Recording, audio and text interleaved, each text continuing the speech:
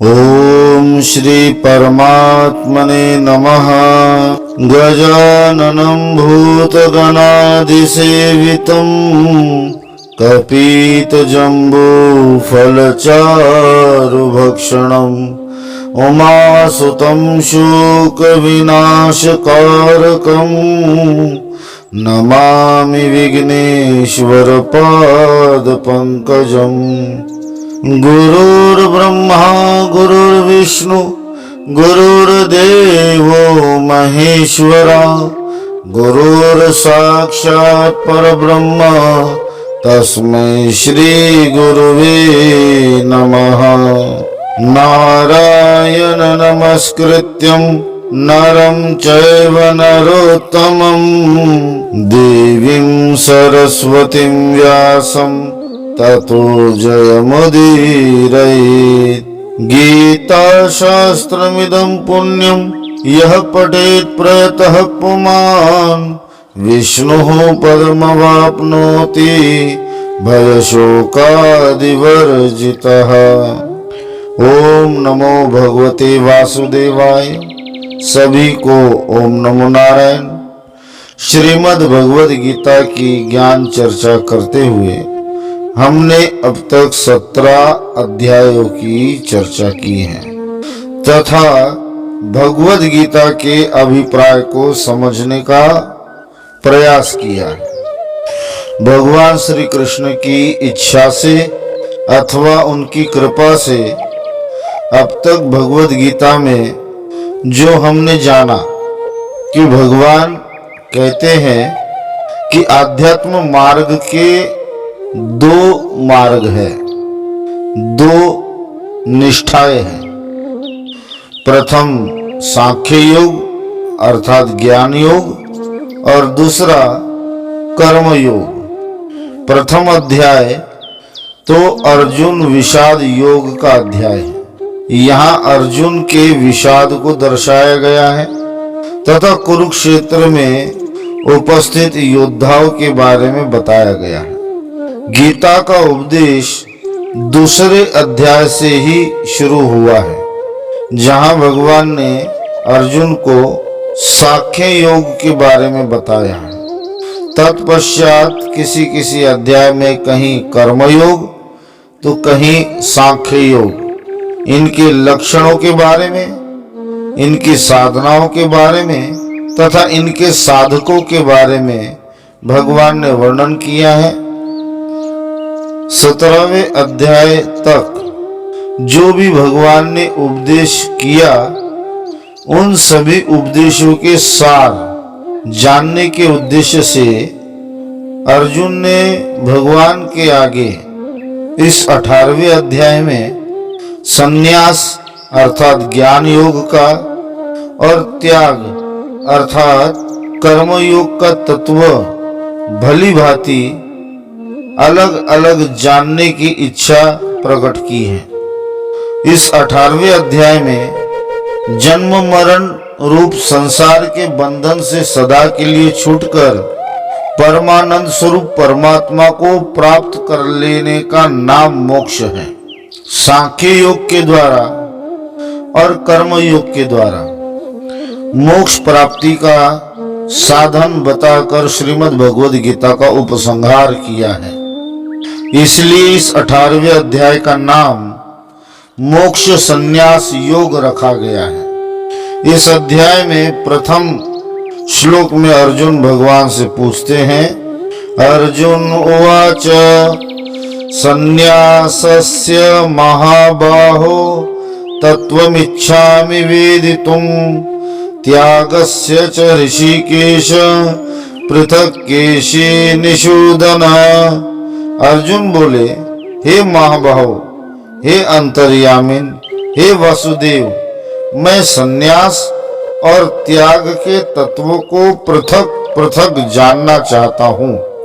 महाबाहो अर्थात सर्वशक्तिमान, ऋषिकेश अर्थात सर्वांतर्यामी और केशी निषूदन अर्थात समस्त प्रकार के दोषों का नाश करने वाले साक्षात परमात्मा।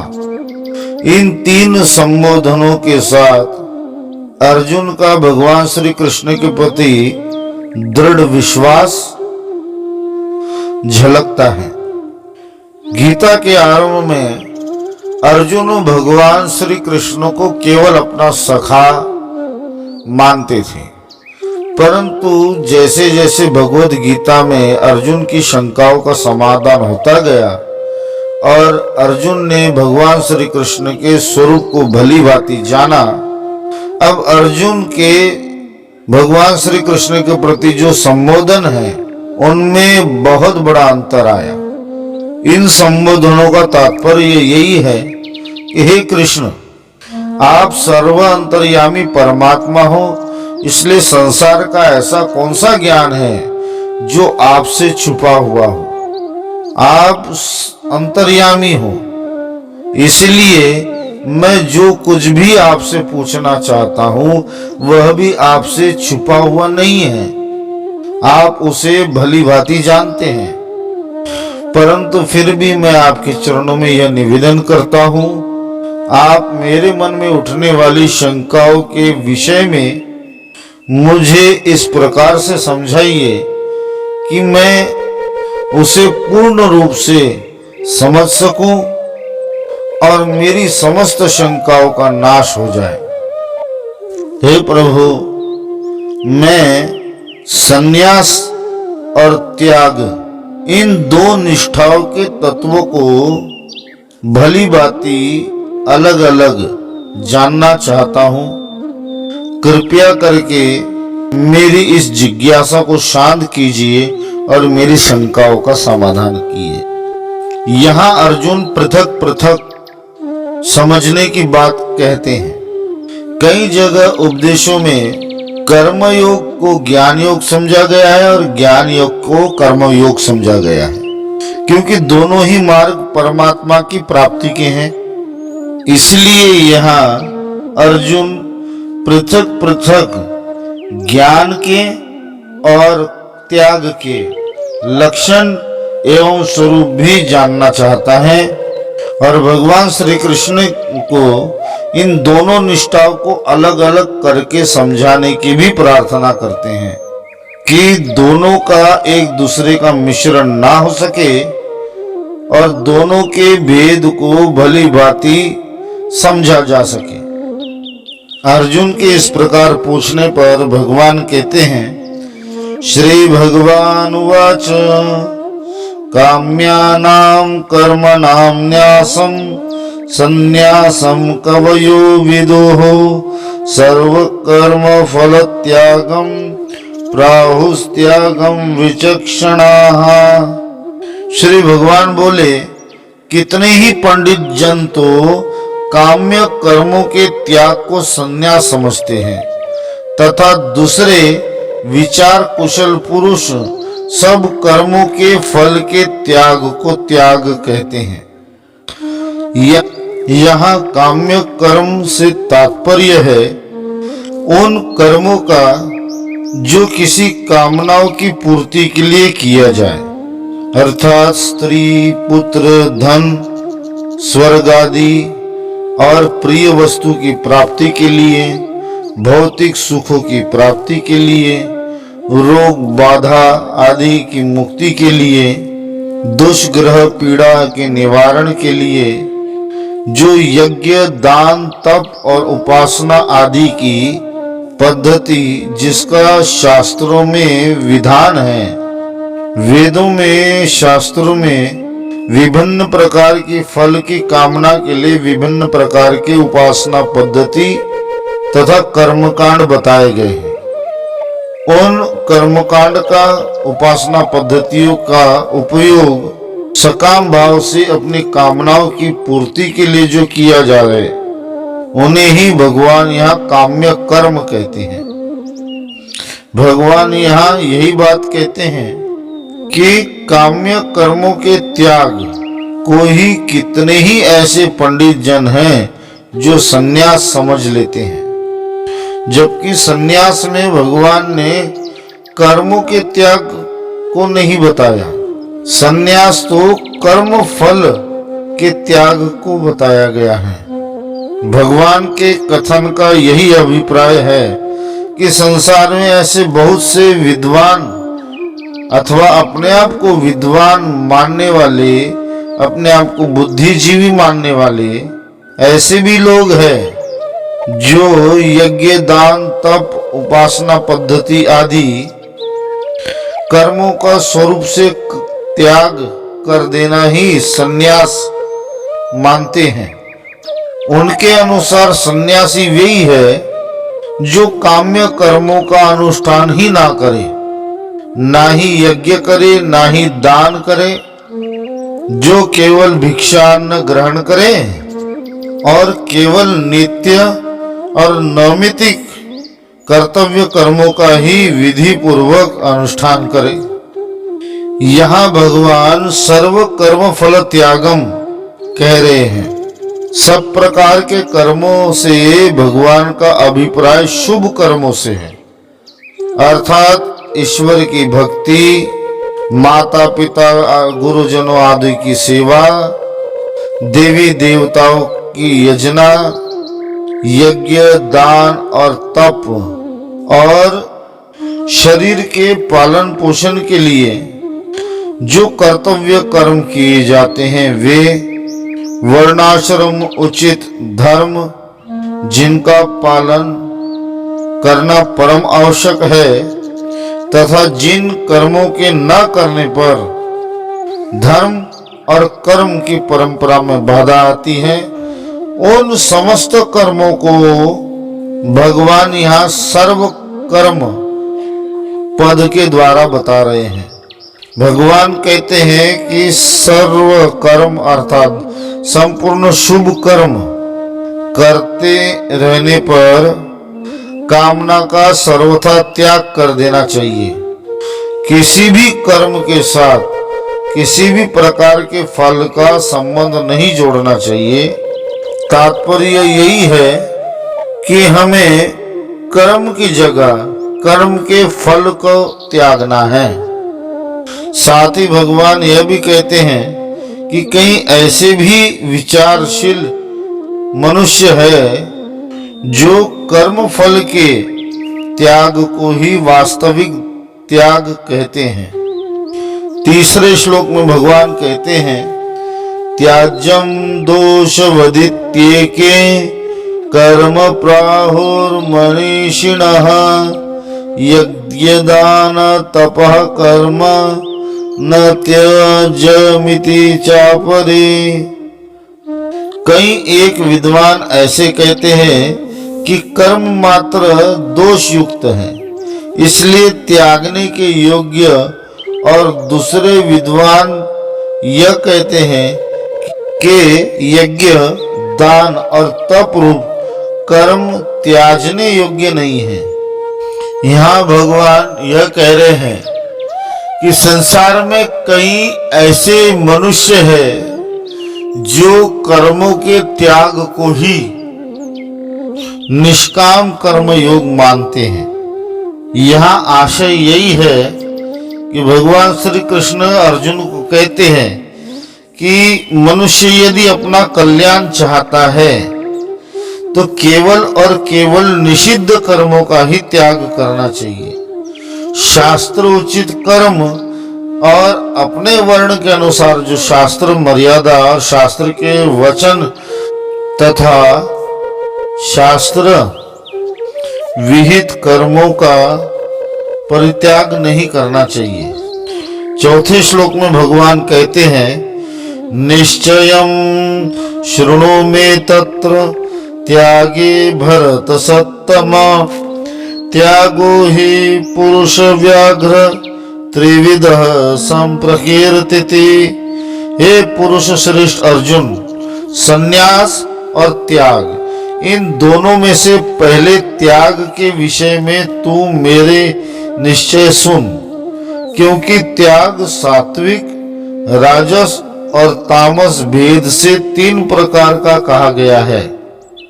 यहाँ भगवान का आशय यही है कि हे अर्जुन, अब तक मैंने तुझे जो कुछ भी बताया है वे सभी मत दूसरों के द्वारा बनाए गए हैं, परंतु अब मैं तुम्हें अपने मत के अनुसार उन दोनों में से त्याग के महत्व को भली प्रकार आरंभ करता हूं।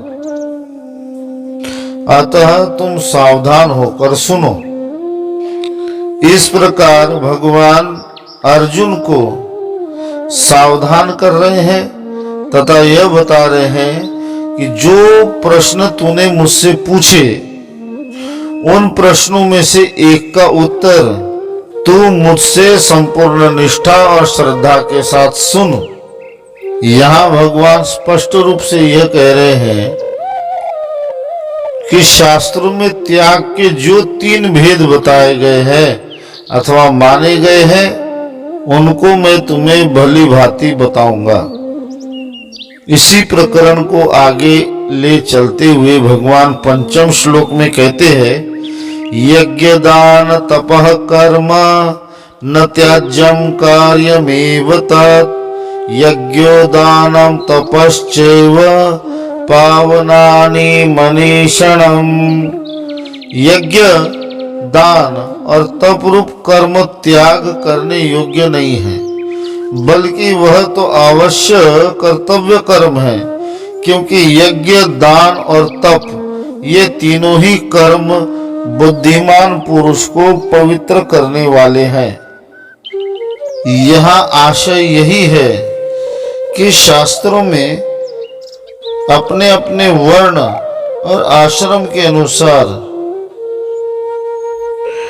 जिसके लिए जिन कर्मों का विधान बताया है, वर्णाश्रम धर्म के अनुसार जिसको जिस समय जिस प्रकार का यज्ञ करने के लिए शास्त्र और वेदवाणी कह रही है, दान देने के लिए और तप करने के लिए कहा गया है, उसे उसका त्याग नहीं करना चाहिए। उन कर्मों को पूर्ण निष्ठा के साथ, पूर्ण श्रद्धा के साथ करने चाहिए।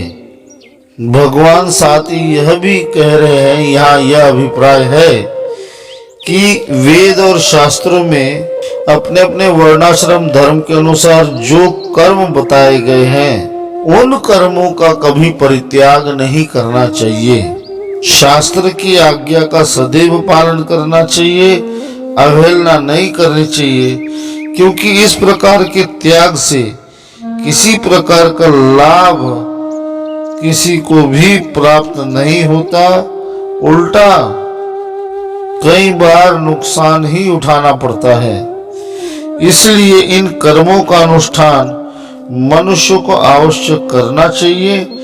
इनका अनुष्ठान किस भाव से करना चाहिए, यह बात भगवान अगले श्लोक में बताते हैं। 6वें श्लोक में भगवान कहते हैं, एतान्यापि तु कर्माणि संगम त्यक्त्वा फलानि च कर्तव्यानिति मे पार्थम निश्चितं मतमुत्तमम्।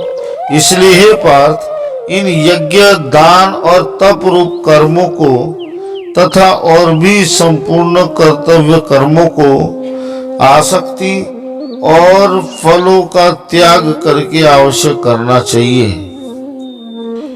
यह मेरा निश्चय किया हुआ उत्तम मत है। साथ ही भगवान यहाँ यह भी कह रहे हैं कि सब कर्मों को आसक्ति और फल का त्याग करके करना चाहिए। अभिप्राय यही है कि भगवान श्री कृष्ण ने यही भाव दिखाया है कि शास्त्र विहित कर्तव्य कर्मों का अनुष्ठान, उनमें ममता और आसक्ति का सर्वथा त्याग करके तथा उनसे प्राप्त होने वाले इस लोक और परलोक के भोग रूप फल में भी आसक्ति और कामना का सर्वथा त्याग करके करना चाहिए। साथ ही भगवान यह भी कहते हैं कि उन कर्मों के प्राप्त होने वाले इस लोक और परलोक के भोग रूप फल में भी आसक्ति और कामना का सर्वथा त्याग करके करना चाहिए। इससे भगवान यही भाव दिखाते हैं कि मुमुक्षु पुरुषों को काम्य कर्म और निषिद्ध कर्मों का आचरण नहीं करना चाहिए। आज के लिए इतना ही। ओम नमो भगवते वासुदेवाय। हरि ओम तत्सत, हरि ओम तत्सत, हरि ओम तत्सत।